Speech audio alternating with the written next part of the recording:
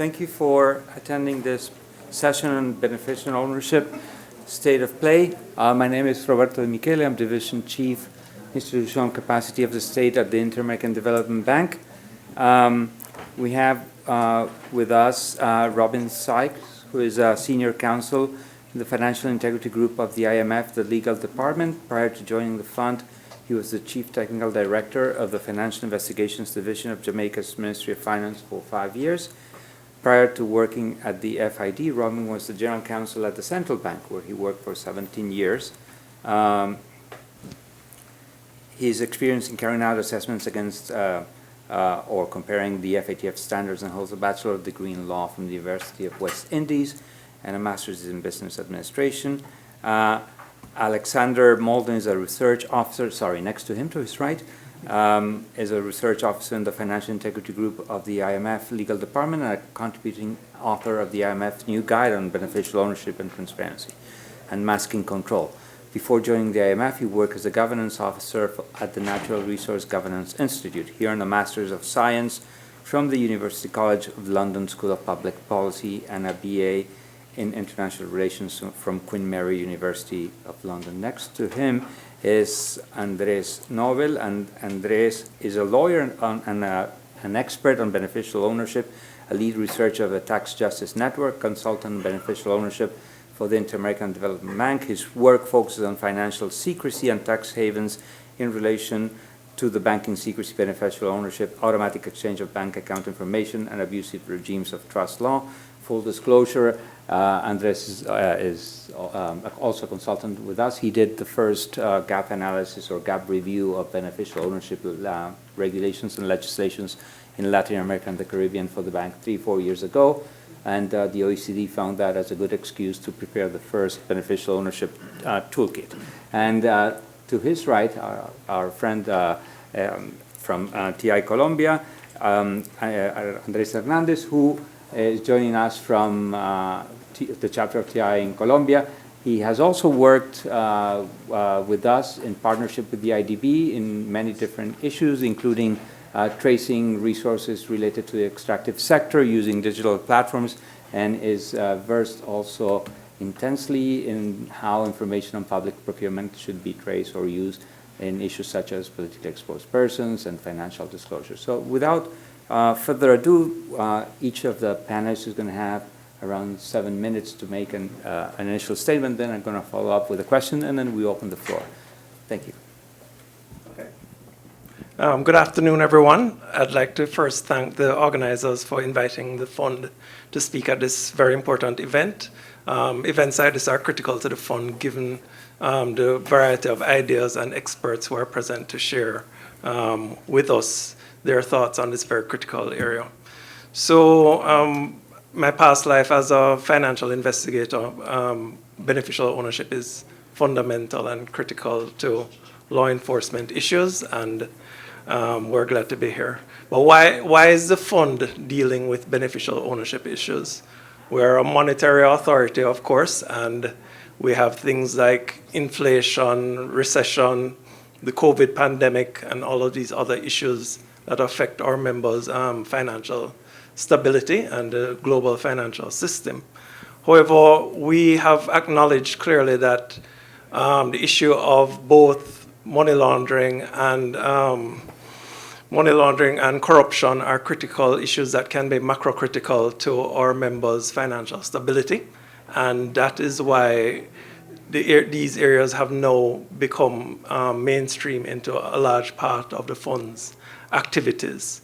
So I just wanted to point out there that these areas touch on our key activities, being surveillance. So as you will know, the fund engages in surveillance with its member states in terms of essentially testing the financial health of our member jurisdictions, and where money laundering risks and or corruption risks are fundamental, our policy advice and surveillance will touch on areas relating to anti-money laundering measures and anti-corruption measures, which, of course, as you will appreciate, touch very directly on beneficial ownership issues. So our policy advice in these countries will certainly touch on beneficial ownership, and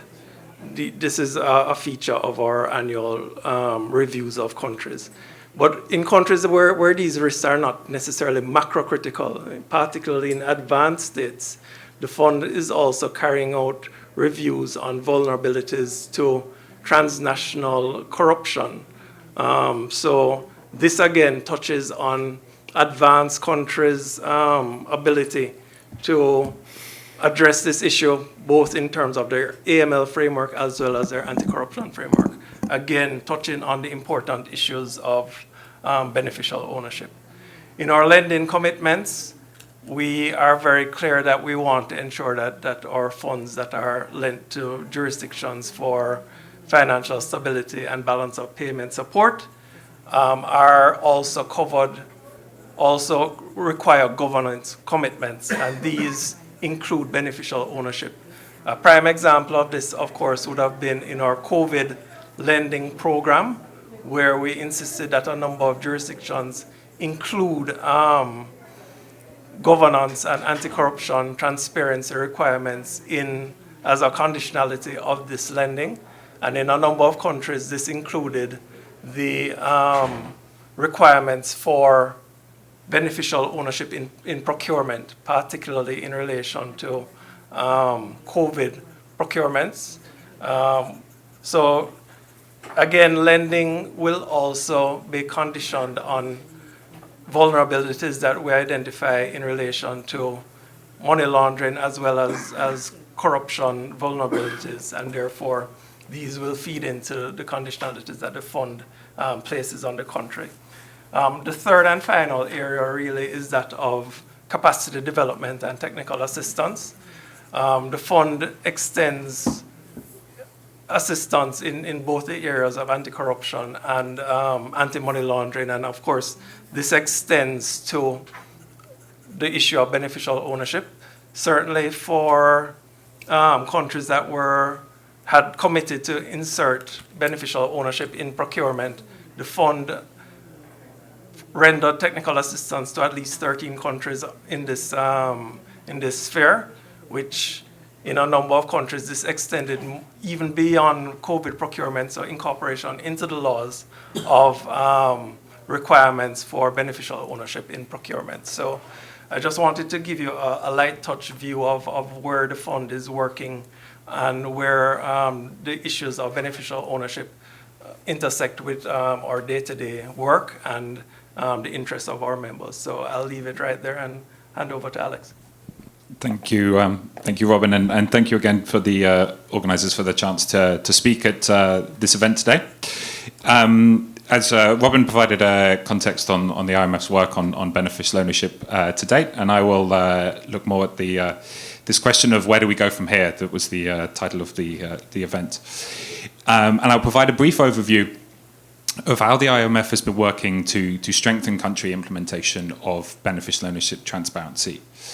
In October of this year, the IMF launched Unmasking Control, a guide to beneficial ownership transparency. And this guide has been written for practitioners and policymakers to establish frameworks for beneficial ownership transparency.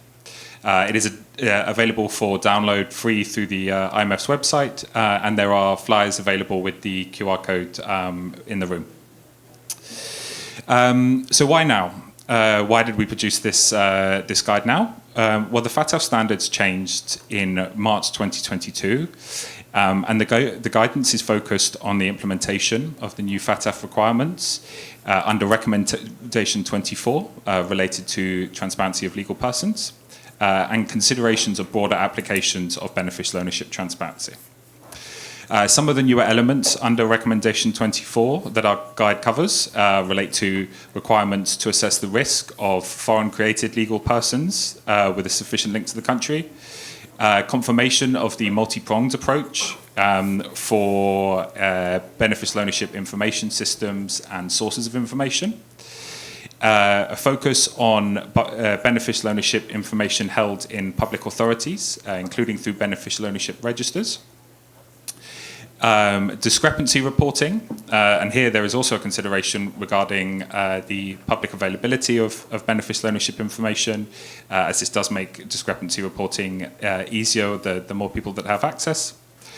And then also clarifications regarding the abolishing of bearer shares. In most countries, bearer shares are no longer permitted, but the standard has now taken a step further to confirm this. And measures for nominee arrangements that have also been clarified. So the guide that the IMF has produced is designed to help countries to overcome some of the implementation challenges that have been observed to date. And effective implementation has been an issue since 2003, when FATF first established requirements related to transparency of beneficial ownership. And to date, only 9% of countries are meeting the effectiveness requirements under the 2012 FATF standards. So the vast majority of countries are still not meeting this effectiveness standard. And unmasking control is based on the experiences the IMF has had in engaging with countries on implementation challenges, and also on those that are likely to come up as under the strengthened recommendation 24.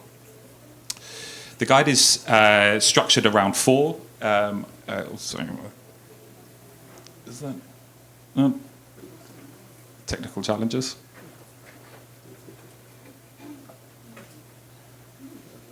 Is it possible to go to the next slide? Oh, there we go. Thank you. Oh, back one. There we go. Thank you. The guide is structured around the four central challenges that we have identified that countries commonly face when developing effective frameworks. The first challenge is related to developing a strong understanding of the corporate landscape in the country and the risks of misuse of these entities. To do so, all relevant stakeholders need a clear and shared understanding of the corporate structures operating in the country and their risks. And as I mentioned, in line with the revised recommendation 24, this now includes developing an understanding of foreign created legal persons operating in the country. The second challenge relates to the various practical decisions that countries need to take when designing their beneficial ownership information systems. And the book outlines potential sources and discusses the strengths and limitations.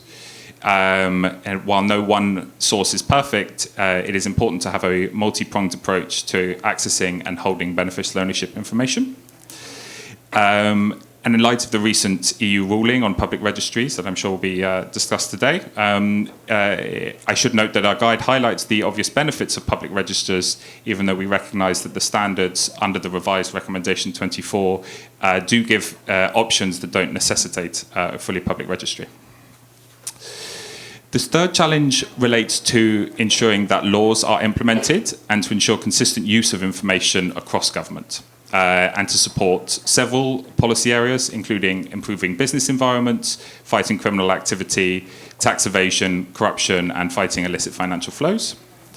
And the final challenge the book considers are the policy and regulatory impacts of a new system, including how much it's going to cost, who should be consulted in the process, and who should be involved in the process of developing the beneficial ownership system. To provide the... Thank you. So going forward, the IMF plans to use this as a tool for technical assistance in supporting countries to implement the beneficial ownership transparency. But it can also be used by other practitioners and provides practical guiding questions in each sections designed to facilitate strategic thinking among relevant stakeholders to result in an effective beneficial ownership transparency framework that meets the revised recommendation 24 while also being tailored to the specific circumstance of the country. So I'll stop there and pass over to Andres. Okay, great. Oh, and you will be needing that. Thank you. Could we get, let me see. Okay. Oops. Can we go back? Can we just go back to the previous one? Because it's not working. No, the previous one. One less. One less. No, just to the first one, please. Other direction. I mean, let's just keep it here. So, I hope that doesn't count part of my time. So I work, among different consultancies. This is based on the research by the Tax Justice Network. We do the Financial Secrecy Index. It's a publication it's a research we do every 2 years. And so the last one is from May of this year. And there we cover 140 jurisdictions.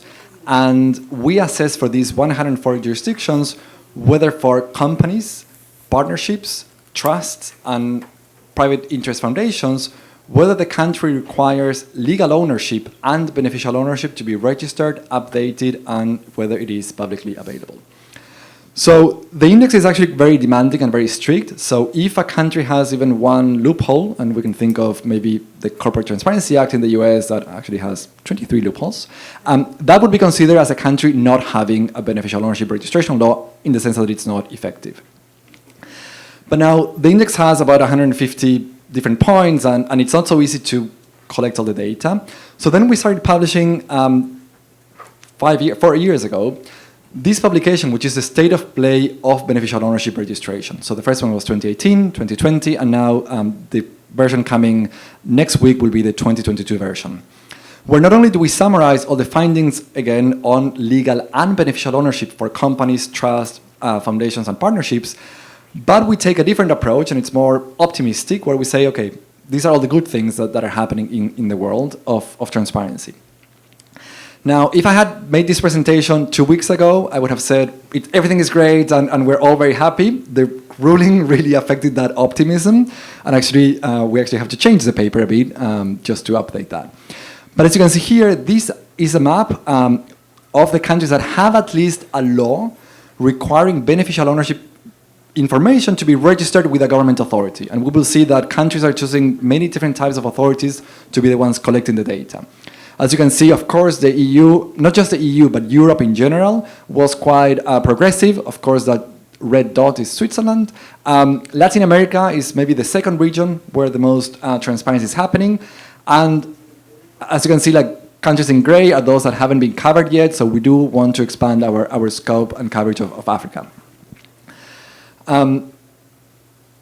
Next slide, just one to the right, because I don't know if this one. So one of the great things, and this is the chart that I guess is on your left, is that by 2018 there were only 34 jurisdictions that had a law requiring BO information to be registered with a government authority. If we actually check by 2013, there was no country whatsoever, so actually it would have been a 0. In 2015, we gave EU countries the benefit of the doubt because of the 4th Anti-Money Laundering Directive. But by 2018, we realized that many countries actually failed to comply with the directive, so we said, okay, we will not give you the benefit of the doubt, we will actually check if you have a law requiring that. So back then it was 34, then we had 81 jurisdictions by 2020, and almost 100 by 2022. Now, if we only consider, so we kept expanding the scope of the index. At the beginning it was only 60 jurisdictions, now we covered 140. But if we only compare, and that's the second chart on your right, only the same jurisdictions that were covered in all the editions, it's almost that the situation is inverted. So by 2018, 78 jurisdictions had no BO registration law and only 34 did. Now we are almost in the opposite situation. Now, countries are really choosing many different things, and that is the great thing that even FATF is enabling. And also this shows that maybe FATF is not really that radical by asking registration. I mean, many countries, at least 80 or 100, were already doing this by the time FATF decided to reform Recommendation 24. But then countries are choosing, the most of them, 44 are choosing the commercial register, 17 are choosing a special BO register, 16 have more than one register. Argentina, where I'm based, is one of those countries. The tax administration is chosen a lot in Latin America, the FIU, like FinCEN in the US, or other countries like even the central bank. Next slide. Now, another interesting thing, and this is because FATF is now also thinking to reform Recommendation 25 on trusts, is that for some reason that I personally do not understand, trusts which are much riskier than companies and subject to much more transparent, to much more secrecy, and even to much more asset shielding, are still treated much more less demanding both by FATF and by the EU directive. So while FATF has said right now for companies and legal persons, you have to have a register of beneficial owners. For trust, so far, this is under discussion, but it doesn't seem that it's going to go there, and we don't understand why. Mostly because we say it was already proven that having a trustee or having a company keep the information is not good enough. We do need a register. We do need a government authority holding this. And sometimes the argument is like, well, but trusts are different. They're not registered. It's not possible to do that. And that's why, based on the index data, we published this report earlier in July, showing that actually most countries, 120 countries, already have provisions and the legal infrastructure to require trust to register with some authority. Maybe the tax administration, maybe a trust register, you name it, but even 65 of them already cover beneficial ownership, not for all trusts, but at least for some trusts. So this shows that, again, countries, including the US, where in some cases you can even have public access to information on some business trusts, have registration on trust. And that's why we think this should, of course, be the case, and we hope FATF will reconsider this and ask for trust registration, including some countries have public access to beneficial ownership information on trust, like Denmark. It's open data. It's really amazing what you can find there. Next slide. This is another topic that is very relevant, which is on the definition.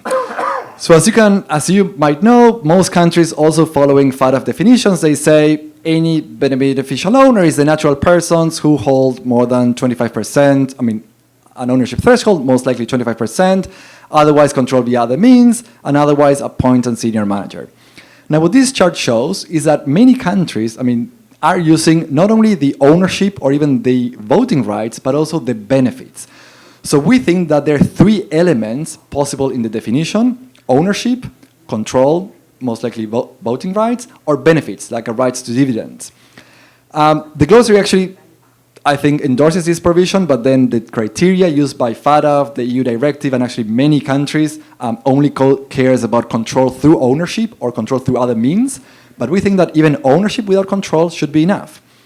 And even though most countries are in the yellow case of choosing the 25% threshold, on the x-axis you see the threshold, many countries are actually going to no thresholds whatsoever. That's expressed with a 0. Argentina, Ecuador, they do require you to apply no threshold. So as long as you have one share, you have to be identified as a beneficial owner.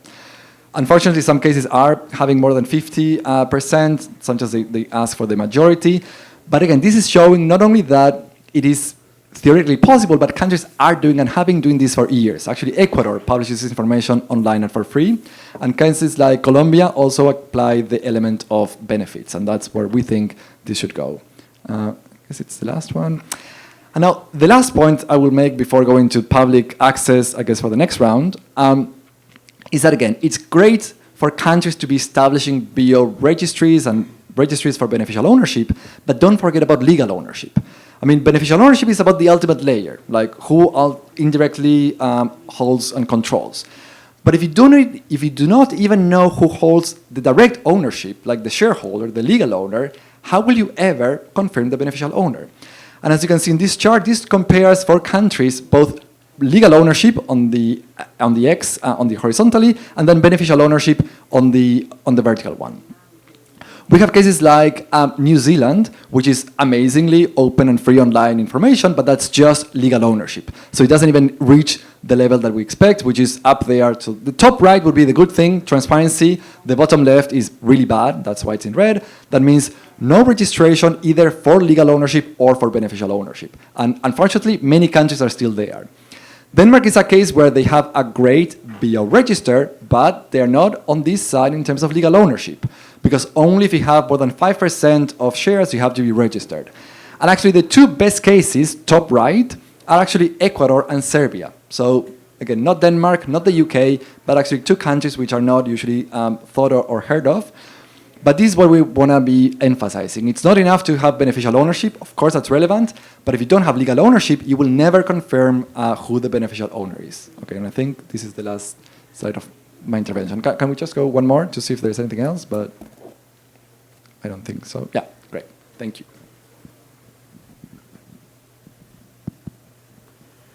Okay, thank you very much, Roberto, for the invitation, and it's great to share this panel. I'm going to take the position of sharing with you what's going on in Colombia in this issue, and to try to answer the question of the session, I will have to go 2 steps back and first try to answer how we got here and where are we now. This is very important to see how the future looks like. Thanks, Andres, for these slides, because that helps a lot. Colombia was one of those countries that didn't do much between 2010 and actually 2019, when the tax law was reformed and created the central register of beneficial ownership. During that time, it was really complicated to actually advocate for these kind of instruments and to try to open this kind of data. I remember pretty much when the EITI included this issue as part of the standard, and we were trying to push for it in the multi-stakeholder group, and that was around 2014, perhaps 2016. And there was no opportunity at all when we talk about this with companies, with the government. And it was, I think, thanks to how the international standards have been evolving, that at the end we managed to have this tax reform in 2019. So that's a bit about the background on what I'm sharing with you today. Where are we now? And based on that reform, actually nothing happened. Since 2019 and up to 2022, early this year, January, we follow up a lot in terms, again, of all the international standards that require governments to move forward with the register. Unfortunately, we didn't get much information from the government and on the efforts that they were doing. In the case of Colombia, we're one of those who put the registration to be managed by the tax authority. And this is very challenging because automatically the tax authority identifies all this kind of information as confidential information, and it put it under the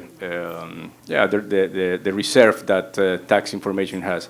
So it has been quite challenging to try to work with them in terms of having all the legal development that it requires. And for example, they were very against many of the issues that we were suggesting to include in the regulations.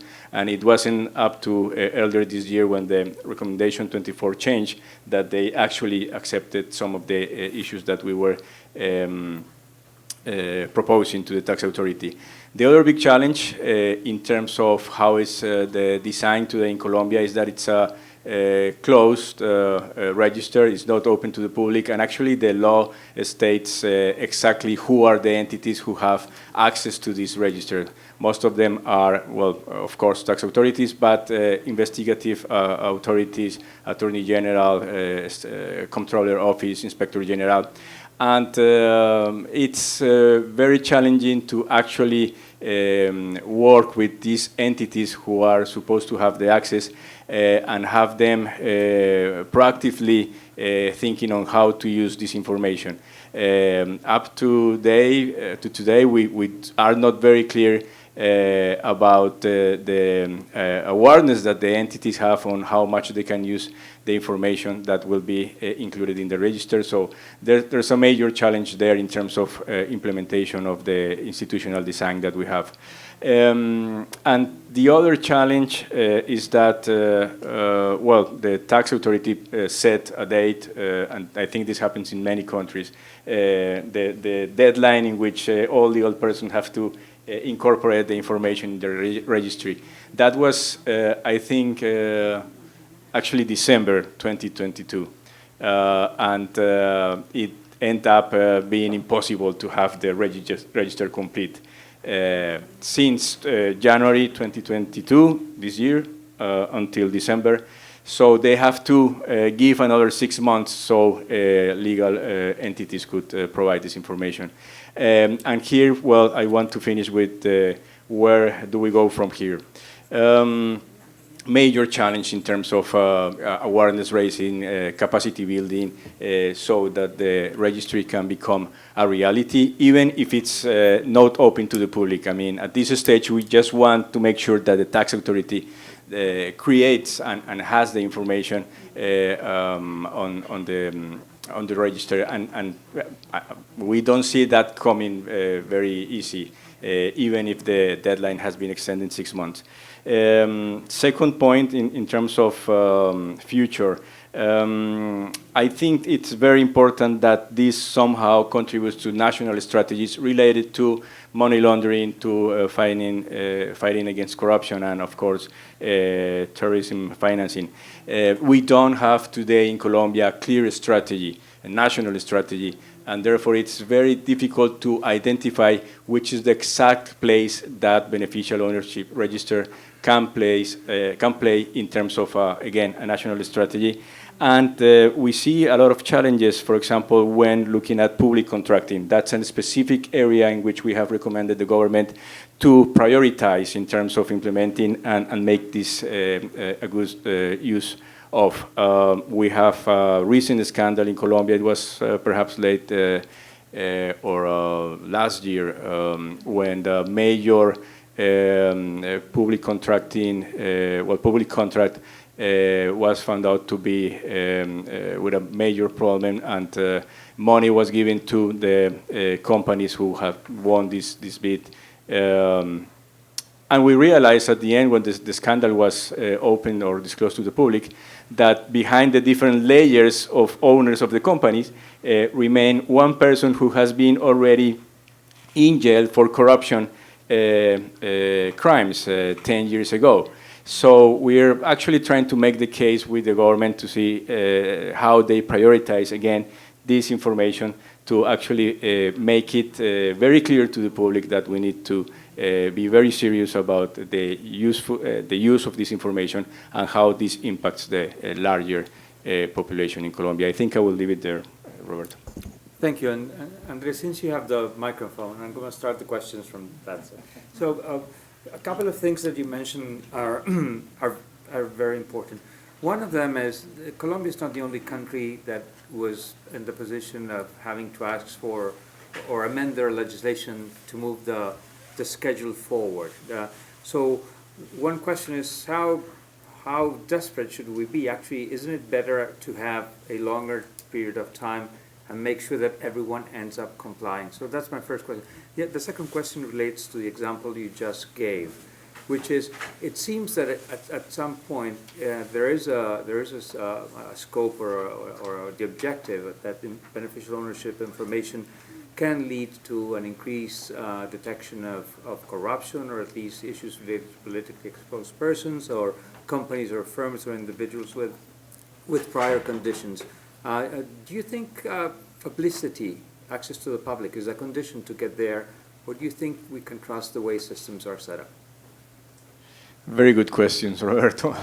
I'm going to answer the first one, putting myself in the position of being the legal representative of TI Colombia, which is an entity that has to report to the registry. And I remember having my manager and actually our own chapter experts on beneficial ownership looking at the regulation that the tax authority has issued and how we had to comply with it. It was extremely complex to understand.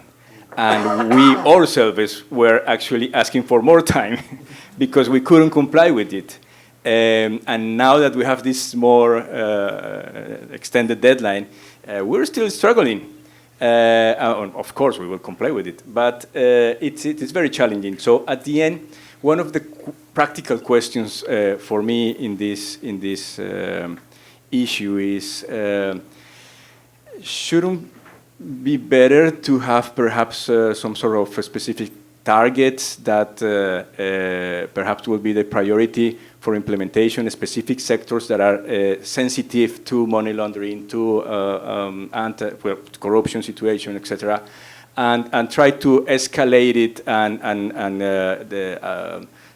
put the strategy along with the awareness raising campaign and capacity building, because it's actually very, very complex to to comply with. So I'm more in the side of what you ask about maybe having a long-term approach, because this takes me to the other question or the other issue that I wanted to share. If we don't make it right and we miss the opportunity, nobody at the end will put much attention into this. And today, regardless, of course, we would want the registry to be open to the public, and because, of course, we defend the advantages that a public registry has. But today, to be honest, with the legal arrangement that we have, I prefer to focus in ensuring that these entities do have the capacity to actually implement whatever is in the law, and following up later on with them on the performance indicators that they could provide to any stakeholder interested in this issue.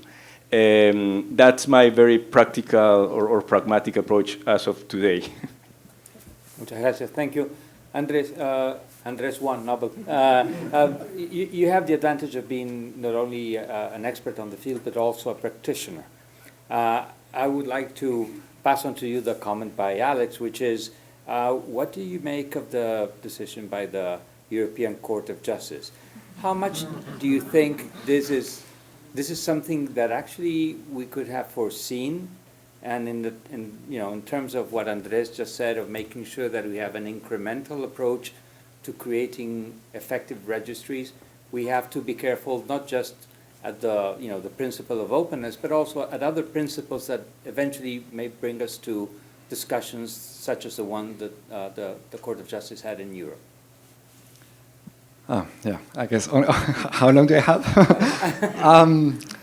So I guess also if we can prepare, I think I have one more slide then on the public access. I do have a different view first on what was said. So basically or maybe the Tax Justice Network's task or work in part of this financial secrecy index is looking for loopholes. And loopholes are everywhere. It can be the definition, and so we've heard tons of examples that when you have like the 25%, you can just, Transcrime was describing how there were like thousands of companies with 24.98. You lower it to 5%, then you have cases of Al Jazeera doing this investigation. Then the enabler was saying just create 21 companies. No one has 5%, they have like 4.99. So the moment you have a loophole, someone will exploit that. The UK was one of the first countries to set up this public BO register, but they did not cover limited partnerships.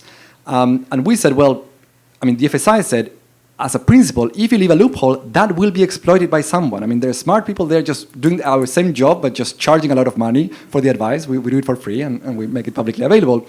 And that was the case. So when eventually LPs from Scotland were discovered to be used in many money laundering schemes, the UK expanded that to Scottish LPs. So Scottish LPs registration went down, but then LPs from England and Wales and Northern Ireland went up. So the moment you leave a loophole, that will be exploited. So this idea of starting by sectors, again, we understand the logic, but I feel like in practice, someone will be exploiting that. And that's why even EITI others that first only cover companies involving extractives. Well, then corruption would be moved one step back to the supplier of the extractive company. So the moment you leave a loophole open, someone will exploit that. Now the ruling, I guess we did not see it coming, especially because of the political context. We are now the Russian invasion of Ukraine, the EU trying to enforce sanctions. It was really bad timing. The idea that now they will prevent access by the media or by journalists to that information that is actually the ones using this the most, we did not see that coming just because we thought the court was looking into the politics and looking into actually EU trying to enforce sanctions. The main problem with this ruling is that, again, it's, and actually, if some of you were on the previous panel, we also covered this, so sorry for repeating myself, but it's many times the law that should apply to everyone else, many times these arguments, and just as it happens in the tax world, where these laws are exploited and abused to help some small and mostly the richest companies and the richest people to avoid paying taxes that do apply to everyone else, especially those who are workers and employees. The same thing is happening now, where human rights, again, in a time when human rights of vulnerable people are affected the most, especially Ukrainian citizens, human rights arguments by someone who is anonymous are being used so as to prevent access from everyone to information on beneficial ownership. And this, basically, individuals who are high net worth individuals or those who are criminals are exploiting this and affecting way more human rights than those that are being protected. So we did not see it coming because it really makes no sense to us. And I think like that's where it really caught us off guard for many of us. But then the other point is that this information is usually already publicly available. And that's also, I'm repeating myself, but for most cases, fortunately, people do not go to a tax haven to create a company. They just directly own a company on their own. And that means that in most cases, the shareholder is also the beneficial owner. They directly own the company. That information has been publicly available for decades. Not for anti-money laundering, not for tax evasion, just for the market functioning. I mean, people want to know who they're doing business with. So even currently, and that was a question I had, like, what is the impact of the ruling? The ruling only affects beneficial ownership registries.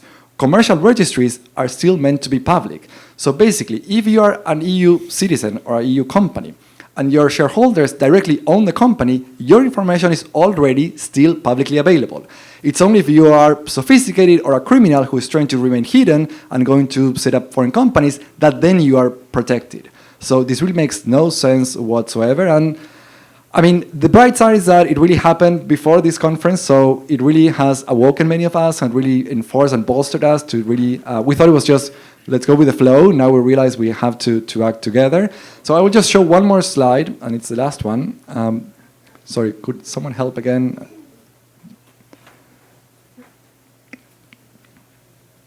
One more.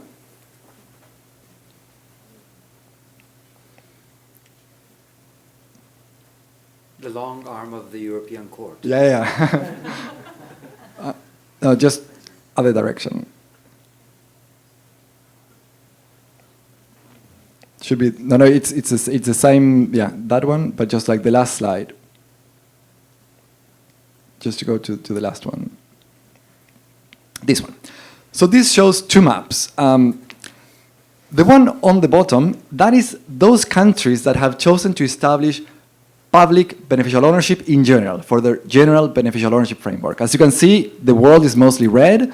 The EU, not just the European Union, but actually Europe in general was actually quite more blue, was more transparent. Of course, this has started to change in Ireland, Malta, the Netherlands, and all those choosing otherwise.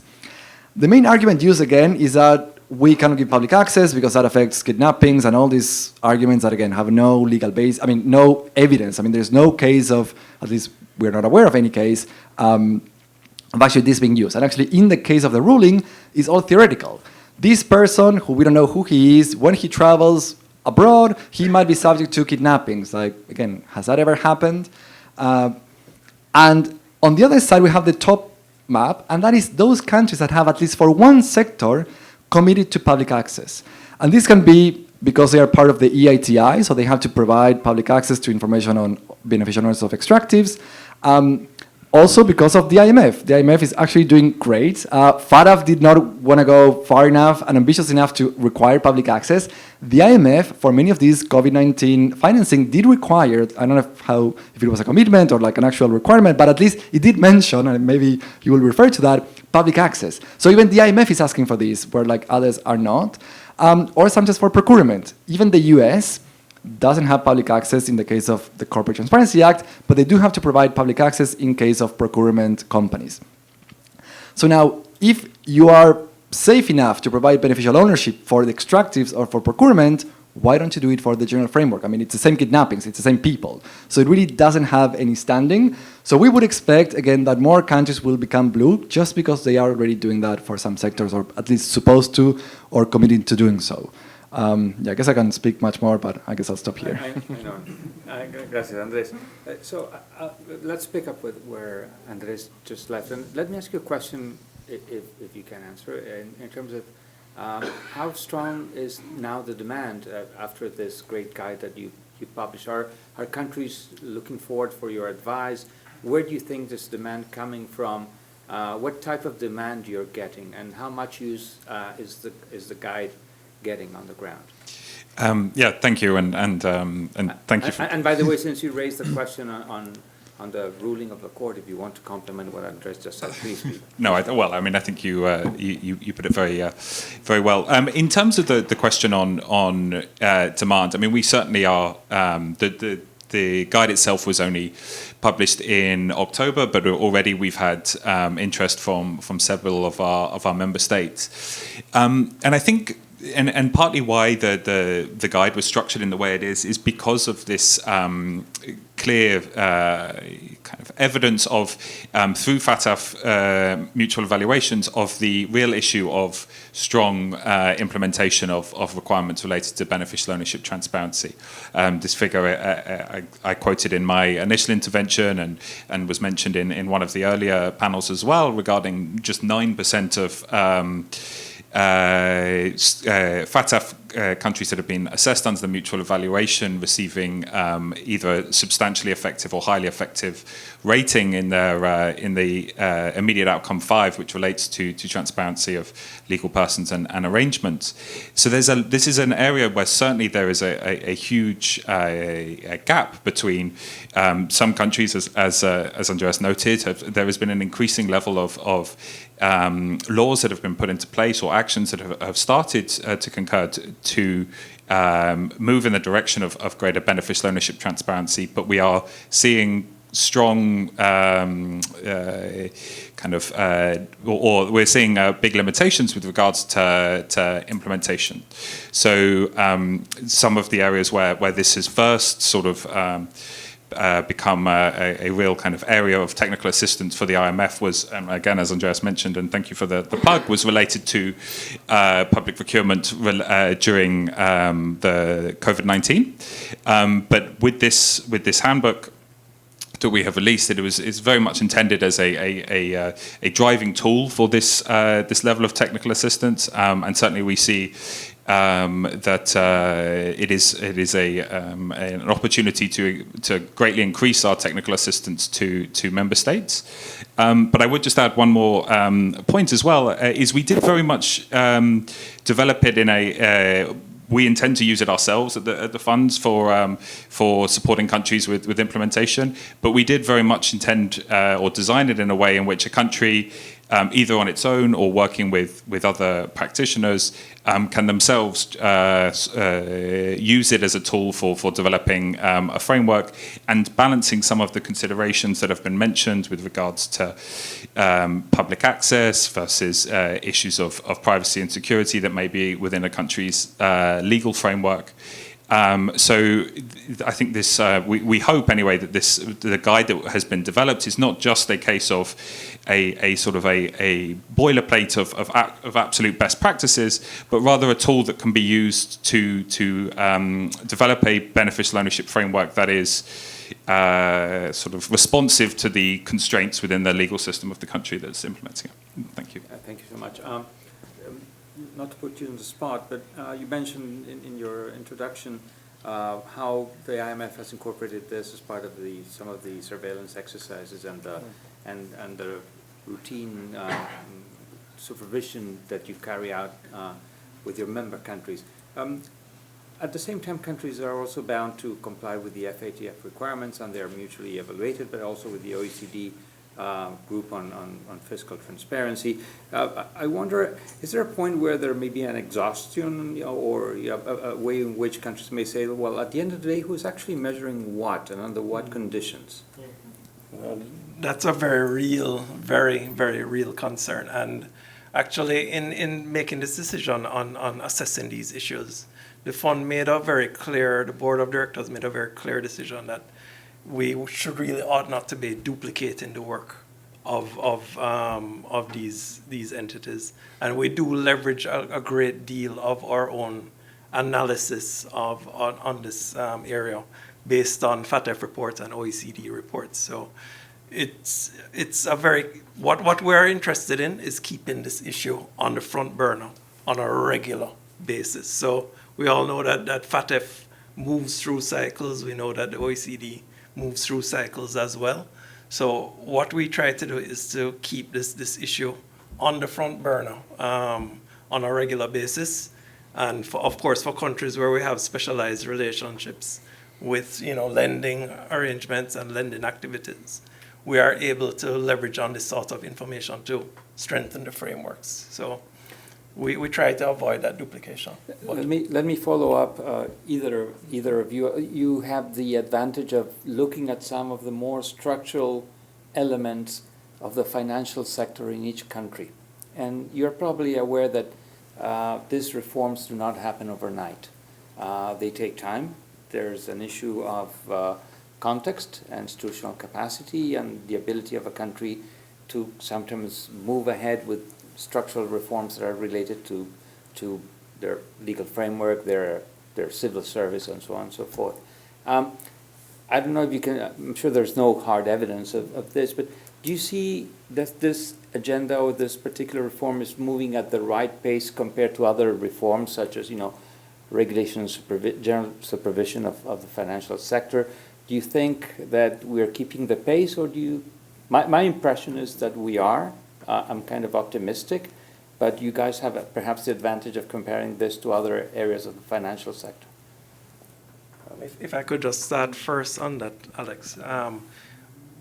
Honestly, I think that we all cannot really underestimate the role of international standards.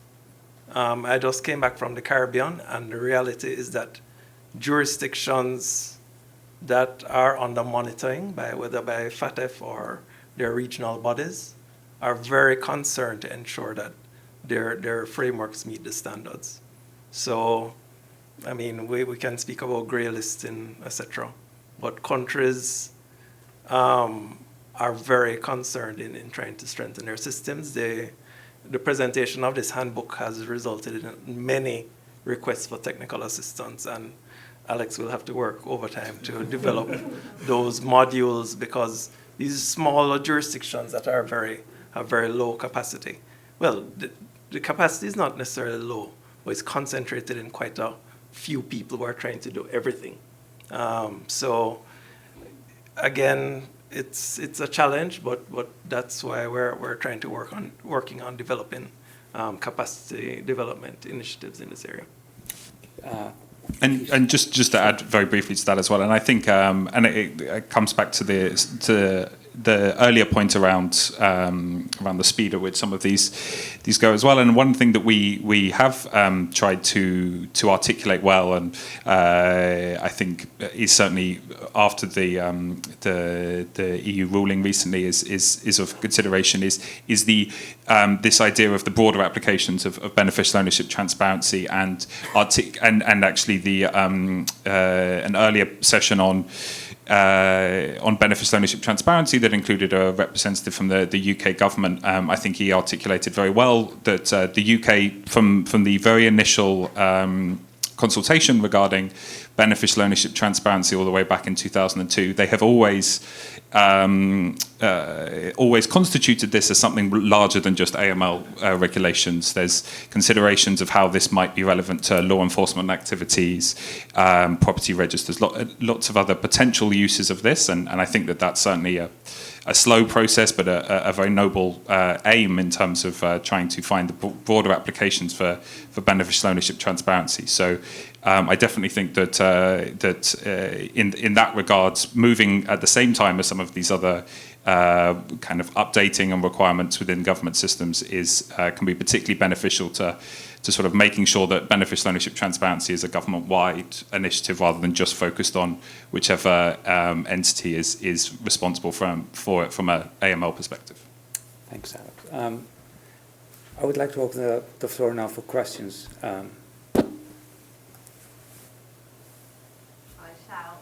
I think we're meant to... Gracias, Ceci. Hello, my name's Louise Russell-Pravato. I'm with Open Ownership. Thanks so much for an interesting panel. It's been a big day for beneficial ownership panels today, which is good. So my question is around beneficial ownership in public procurements, which has come out in this discussion is obviously particularly important. That chimes definitely with what we've seen over the past few years in our work at Open Ownership. So given there's now a requirement in Recommendation 24 for procurement authorities to access this information, thinking about the Latin American region in particular and countries where the tax authority is implementing or currently has a private register, What, in your view, does that mean for fulfilling that part of the FATF requirement? Like, can you share any examples of approaches that are being taken to ensure procurement authorities can access information? Thanks. Volunteers? I can start. That's a very good point, and I think thanks, Luis, I actually forgot to mention that. So also, as Andres was saying, I showed that many countries are choosing different authorities to be the ones holding the BO register. And sometimes it does make sense, because sometimes a country might say, well, our commercial register, it only works on paper, and we don't have any data security, so maybe the central bank is much better, and they've actually already done the register for bearer shares, so let's just use that one.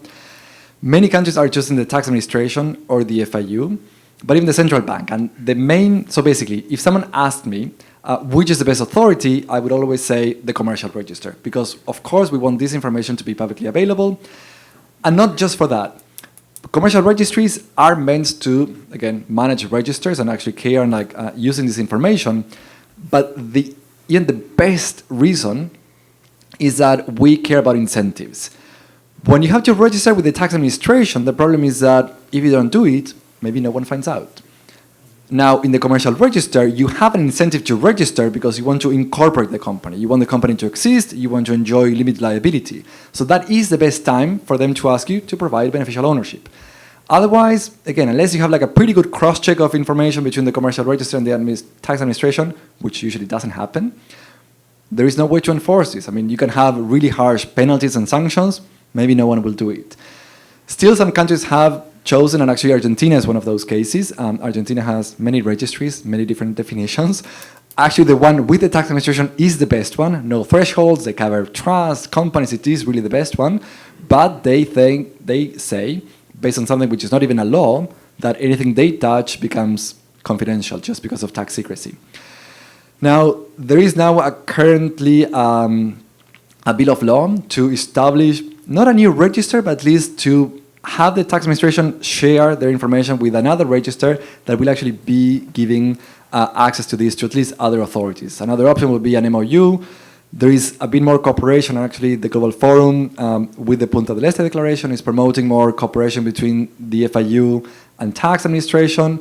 But again, no one is really sharing as much as they should be doing, but I think that would be one option. And actually, Argentina set up a public online register of companies, which only tells you the company name and address, so clearly not that great. But at least the tax administration is confirming the address so at least they are sharing some of that. But that is, and actually the best case is Ecuador. Ecuador was also the other blue bubble in Latin America. Some can say it's not really a beneficial ownership register, which is true because they only cover ownership, they don't cover the other elements. But again, that is the best one. I mean, in most cases, even if you have all elements in the definition, at the end of the day, people simply collect anyone on the 25%. Ecuador has a case, and this is called the shareholder annex, that has to be provided to the tax administration and to the commercial register, and then they share it with each other. But then the commercial register makes it publicly available online and for free.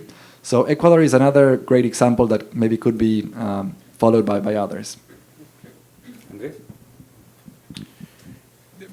I mentioned before that for me one of the key targets or priorities should be public contracting, indeed. But this doesn't mean that it's free of challenges.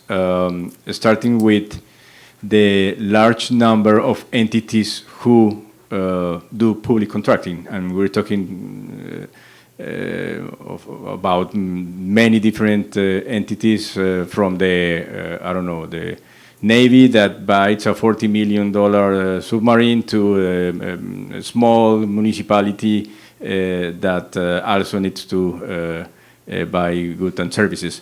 So I think it would be very, very important, and that's why for me it's so strategic to prioritize some issues and targets. Because we need to somehow show that all these efforts can produce concrete results in terms of, again, preventing that the state ends up hiring again with these people that have been prosecuted already. But the challenge is huge. I don't believe, I'm not aware of this, that the public contracting authority in Colombia is already working on that, and that requires, again, a lot of negotiation with the tax authority. So the tax authority is really open to provide this information, again, to the smallest municipality in Colombia. Again, big challenge, but for me, it's a top priority. Robin, Yeah, if I could just add, so the fund has been also offering technical assistance to countries in respect to viewing procurement, and you'd be surprised. A country like Haiti, of course, this is a country in much difficulty, but they have issued a decree which requires beneficial ownership information to be submitted and to be kept public on the procurement authority's website.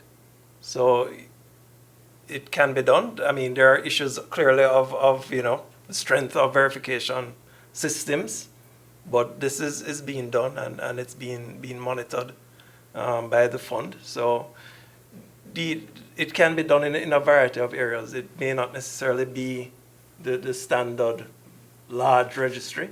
It may be publication on our procurement authority's website. So again, different methods depending on the resources and capacity of the countries.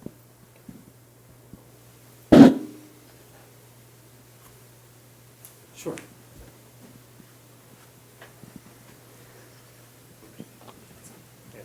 Thank you. My name is Sasha Caldera, and I work for Publish What You Pay Canada. I just want to thank everyone for providing comments and perspectives. My question is for folks at the fund.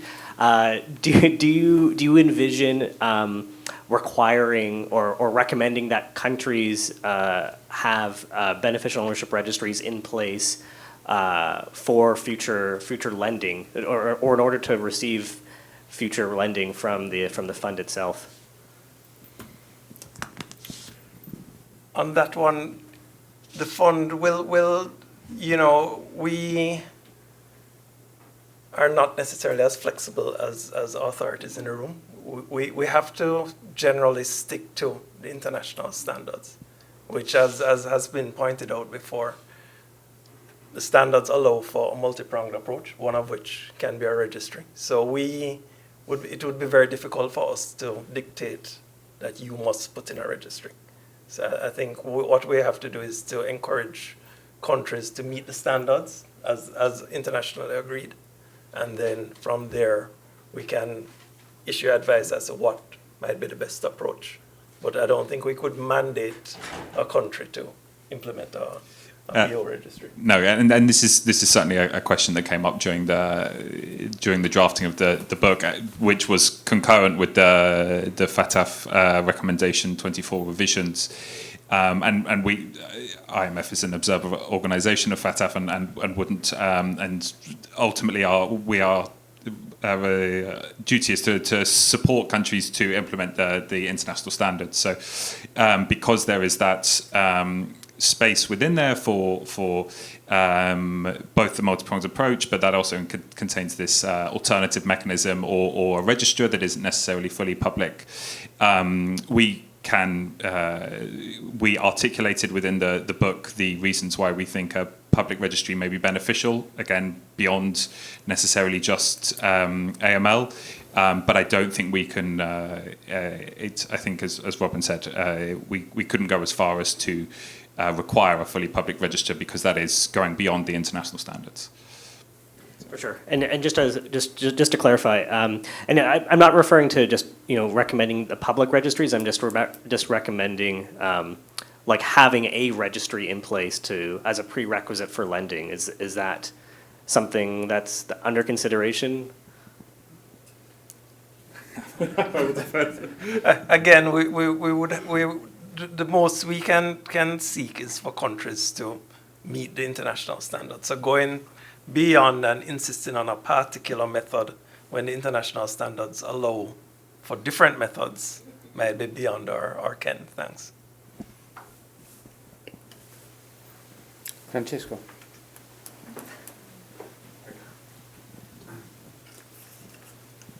Thank you. Question for the IMF colleagues. Give him a break. What? No, this is the time to sit. No, I'm kidding. There has been obviously a lot of conversation about the risking, especially in the Caribbean and smaller countries. And I'm wondering how you guys at the IMF see the issue of beneficial ownership connected to that, if at all, and what your recommendations are in that respect, or whether discovered in the book. Thank you.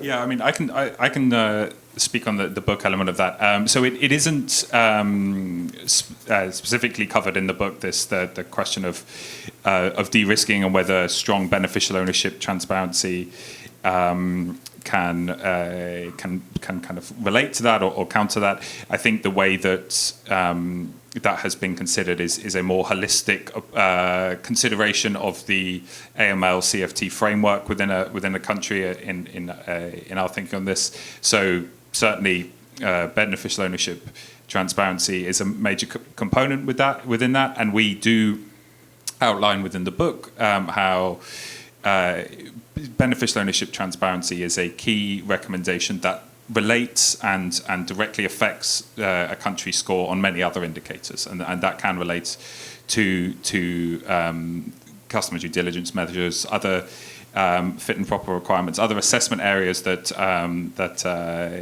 will also potentially pertain to de-risking requirements, but we haven't gone as far as to directly tie to some of these beneficial ownership transparency requirements to broader de-risking questions. Thanks, Alex. Privilege of the moderator. Andres? I have a question, actually both Andreses, because it relates to your question on procurement. And I was wondering, while you were answering the question, I was going in my head through the countries that have gone first through that route.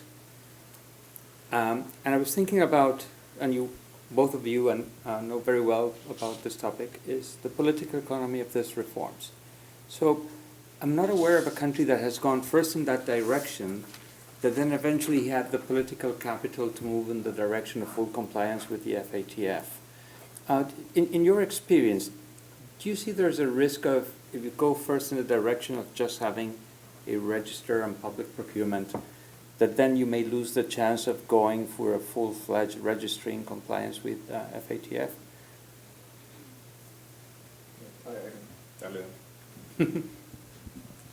I have to think of the answer. Basically, I don't see the risk, but I don't want to say that because I don't want to encourage countries to do that. But actually, and I think, so I'm actually, part of the research I'm also doing now for the IADB has to do with the EITI. So the EITI is this initiative for the extractive industries, transparency initiative, where they do require public access for the extractive sectors. And actually many countries, and I'm doing a research on 4 countries in Latin America. It's Bolivia, Ecuador, Colombia and Peru. Thank you. And actually, many countries that actually started with the EITI. And this will actually go back to the IMF. So the problem with the EITI is that not only that it has a very narrow scope, is that there isn't really that much teeth or that much stick in case you don't really do it. So even though countries like Colombia had started on that progress, and actually because of their being members and they were working on that, then also they had the problem with public access, but then suddenly FATF is coming, and now the Reform Recommendation 24, and no one wants to be blacklisted, and then they also are scared that then the EU or others will use FATF bad ratings to also penalize them. So then countries that started discussing beneficial ownership and like started more for the EITI, then completely forgot about the EITI, went for the full global like general scope, but then they also, unfortunately, took down the public access. They said that was like almost the key point just to drop so to get the political support. So we have, I mean, I don't think it's a problem to start with procurement or EITI and then go beyond that. But at the same time, I don't think there's a reason to do that. I mean, there's all these loopholes. I mean, even having a general framework is complicated, and there's so much garbage sometimes going into the registries that it's actually not useful. And only when it's public you can realize how bad it is and then really push authorities to make it better. So if you only get it for procurement, given that it's so, or for the extracted, it's so easy to then, again, as I was saying, hide in the suppliers of those, that it doesn't make that much sense. And in that sense, I mean, I understand that sometimes you might be bound by international standards, but again, I feel like standards are different. I mean, EITI is one standard, the Global Forum has a different standard, FATF has a different one. I mean, they're now, the Global Forum and FATF are trying to merge a bit more, but they're not exactly the same. So you could be saying, well, now we will actually push the EITI one and actually make it public. So you have a standard you could be using if you don't want to be as ambitious and lonely there. But again, I feel like countries are doing different things, and it is proven that it's also beneficial for authorities. I mean, we all know that no authority is properly resourced. I mean, the worst case, it's they are corrupt. Best case, they are not corrupt, they just don't have the means or the resources. And actually, it's once you make it public that you outsource verification, but also outsource this possibility of understanding what is wrong, to then push them. I mean, that's what happened with Global Witness in the UK, but it happened with many other things. For instance, only after statistics that Australia was publishing, we realized that Australian banks were saying that most residents, or many residents, had millions in Antarctica, and in islands that don't have anyone except for penguins. And it was only because it was publicly available in statistics that we said, hey, that's wrong. The following year, the banks magically fixed that. So there's so many good reasons, and I feel like eventually, if you're going to give money to countries, you do want that to be properly used, and you have other standards. So I guess I will push you again to be like, why not use the EITI instead of FATF, given that it's another standard? Sorry, and the other. Thank you. And please consider Colombia in the research and all these insights. Yeah, wonderful. For me, it's very strategic, actually, to focus on public procurement. Partly because it will be, in theory, easier to argue based on a harm test, is that how you say it, in the access to information field, that you actually need to disclose the information. And this is the sense that we are trying to put into our recommendations to the government right now. Perhaps trying to have it public for every single kind of data would be complex, and we may even reach the actual court decision very similar to the European Union, and at the end, well, in Colombia you do get kidnapping, and that might weigh much more in a country such as mine. But for me, it's very strategic to actually go in through and prioritize public contracting because of this. And also because in our experience, once you, if we manage to achieve that level, of course, but once the information could be open and released, a key area for us for our chapter is using that data to start crossing databases with, for example, the database that is public in Colombia about political parties and campaign financing. Also with other databases that we have in Colombia. And this is where we have found in the past most of the loopholes actually and how they are evident once the data is analyzed from different angles. So that's what I would love to see in the future. Gracias.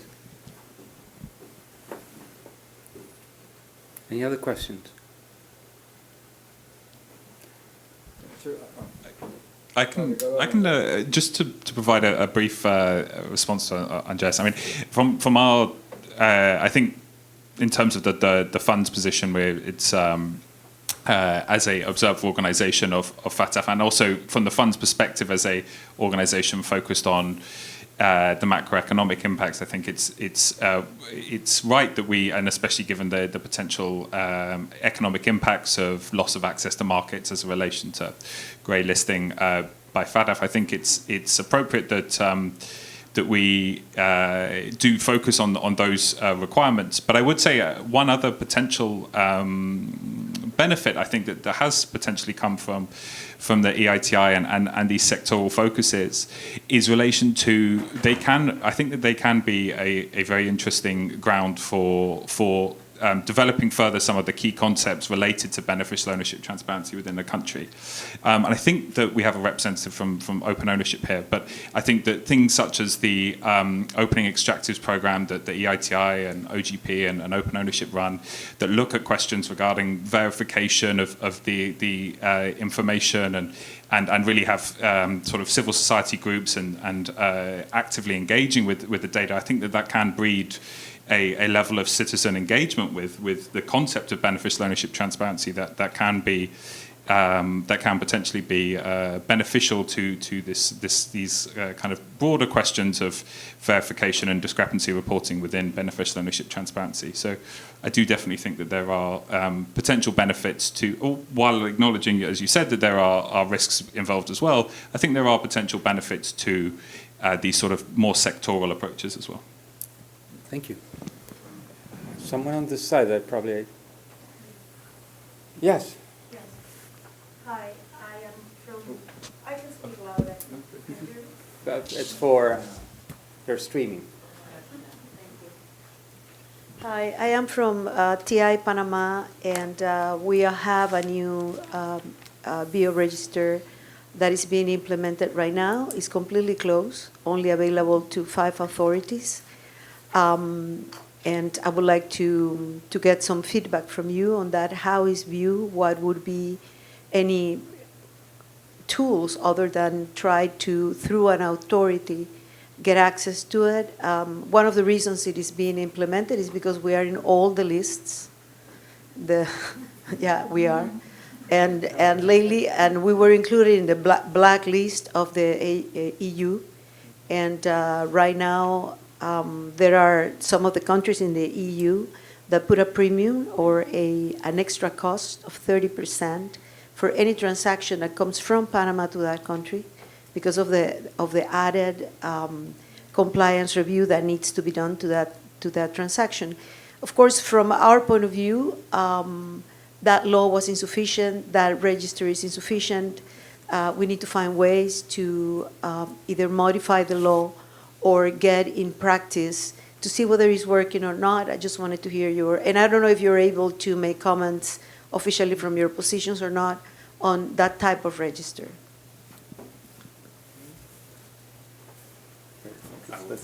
Yes.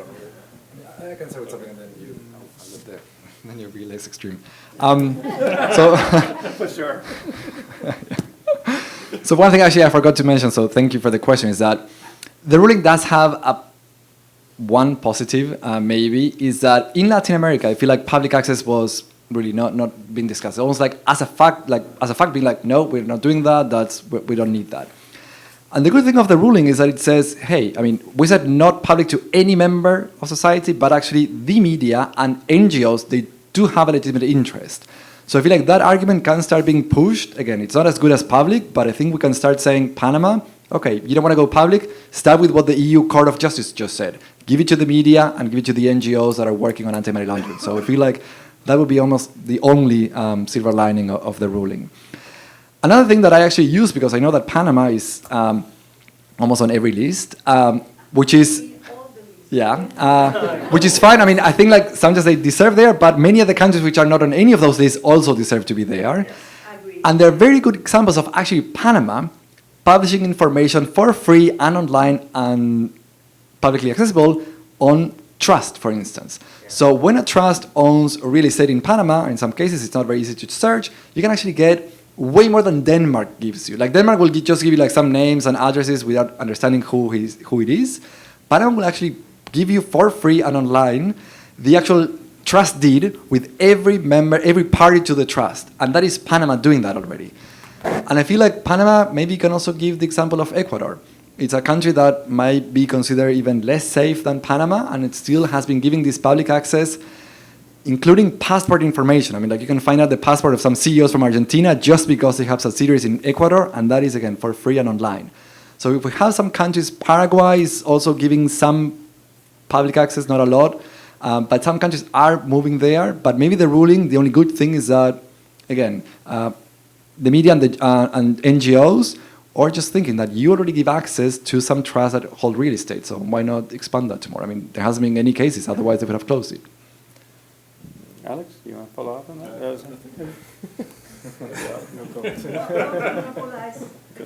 Country cases. Trust and recommendation 25. You were mentioning trust and recommendation 25.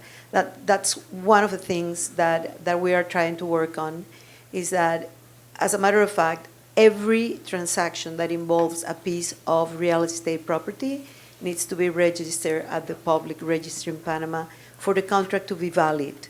And that, of course, is good in the sense that you just described, but then we have trust. Because in the list that I saw in the document, in the publication that was just reviewed, it talked about the type of legal entities that should be in the register. And trusts are not they don't have an obligation to register. And when the trust does not include a real estate property, then there is no way to see that in any register of any kind. So that would be the next part, or I think the next frontier, to join somehow 24 and 25, because that legal entity is being used now preferred than corporations, because since the Panama Papers and the Pandora Papers, Panamanian corporations are radioactive. And now these other legal entities being used again to hide assets, avoid paying taxes, and of course it is one of the preferred ways of the organized crime that have their assets in Panama, so it's a problem. In that case, you do have many examples of Latin America that have done much better, especially, I mean, like even Uruguay and Dominican Republic were among the first countries back in 2017 that already established a BO register, and they covered both companies, legal persons, and trusts. I would say the best case so far that I've seen in terms of scope is Argentina, not because I'm Argentine, I tend to criticize the country a lot, but Argentina has one of the best cases of trust registration in the law. I mean, like implementation is different because it's with the tax administration, so who knows if everyone is complying, but Argentina covers any trust that is created according to local law, so any Argentine trust, as well as any trust that has any local party. If the trustee is a resident, if the beneficiary is a resident, or if the settler is a resident, or if, I think that even if the assets are in Argentina, then you have to disclose that. So you have some very close examples. I mean, we don't have to go to the EU or other countries. Really, in Latin America, many countries have gone there, and I feel like, yeah, Panama could be inspired by them. Thank you so much. On behalf of the IDB, it's been a pleasure having you on this conversation. At least from our point of view, there's a lot of elements in this discussion that we take home and is part of our work. We do a lot of work with our colleagues and friends from the IMF and Andres as well, both Andreses, and I think it's fair to say that there's something that was mentioned in passing, and sometimes we forget. There are some elements in this reform that are a bit more challenging than other types of reform. First, you're absolutely right, Andres, in the sense that sometimes we forget that this information is already available in other registries, because corporate law is really an old established framework in all of our member countries. This addition has created another layer of compliance, if you will, and a layer that creates the need for multiple agencies to interact. That interaction in government does not occur spontaneously. And the fact that in some cases the registries are, for the beneficial ownership registries are, for example, within the tax authority, there's sometimes the case that there's an institutional culture in which secrecy is the rule for the right reasons, for tax purposes, and therefore that is extended to many other elements, and maybe it shouldn't. There's also something that is, I don't believe it's a conspiracy, it's probably simply by practice that agencies do not talk to each other. And there's not a spontaneous way in which the sharing of information will make everyone go to bed at night and sleep quietly, that that information is being handled properly for the right purposes, and there's due protection of the law for everyone. So those are some of the very practical challenges that these recommendations have come forth. I always go back to the fact that I believe, if I'm not mistaken, the FATF included beneficial ownership as a requirement in 1990. So this is not a new kid on the block. It's been around for some time now. But I think it's a great opportunity to move this discussion forward. Always, as you just mentioned, some of these crises are rightly so the opportunity to make the next step in the right direction. So I thank all of you. It's great working with you, and thank you for your questions. And good night, everyone.